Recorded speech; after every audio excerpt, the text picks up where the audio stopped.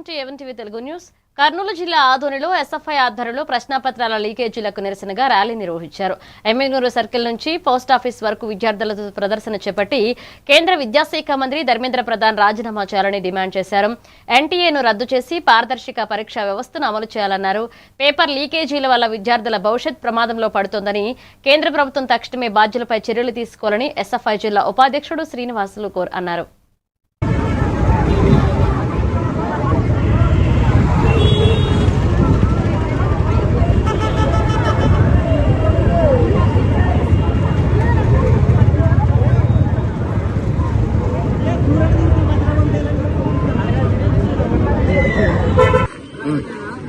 నా పేరు శ్రీనివాసులు, ఎస్ఎఫ్ఐ జిల్లా ఉపాధ్యక్షుడు. ఈరోజు నీట్ పేపర్ లీకేజీకి బాధ్యత వహిస్తూ కేంద్ర విద్యాశాఖ మంత్రి రాజీనామా చేయాలని చెప్పేసి, అదేవిధంగా ఎన్టీఆర్ సమస్య వెంటనే రద్దు చేయాలని చెప్పేసి, అదేవిధంగా నీట్ పరీక్ష పేపర్ లీక్ కావడం వల్ల దేశంలో 22 మంది విద్యార్థులు ఆత్మహత్య చేస్తున్నారు. కుటుంబాలకి కేంద్ర ప్రభుత్వం న్యాయం చేయాలని చెప్పేసి ఈరోజు ఆదరణ పట్టణంలో ఆందోళన కార్యక్రమం నిర్వహిస్తున్నాం.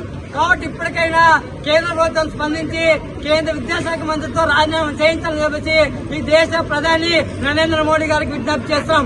ఎస్ఎఫ్ఐకి అడుగుతున్నాం. ప్రభుత్వం స్పందించాలా, నీటి విద్యకు న్యాయం చేయాలని తెలుస్తా. రోజు ఈ రాష్ట్ర ముఖ్యమంత్రి కేవలం ఆత్మపట్నంలో చిన్న ఘటన శుభలం జరిగిన ఘటన పైన స్పందించాలి, సంతోషమే. మేము దాన్ని కాదంటారు. నీటి విద్యార్థులు ఏం పాపం చేశారు, ఎందుకు మీరు మాట్లాడడం లేదు?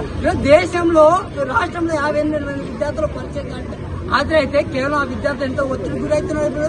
రోజు ఒక పిలుపుకి రోజు అనేక మంది విద్యార్థులు రోజు వచ్చారు. కాబట్టి ఇప్పటికైనా రాష్ట్ర ముఖ్యమంత్రి స్పందించి రేపు దేశ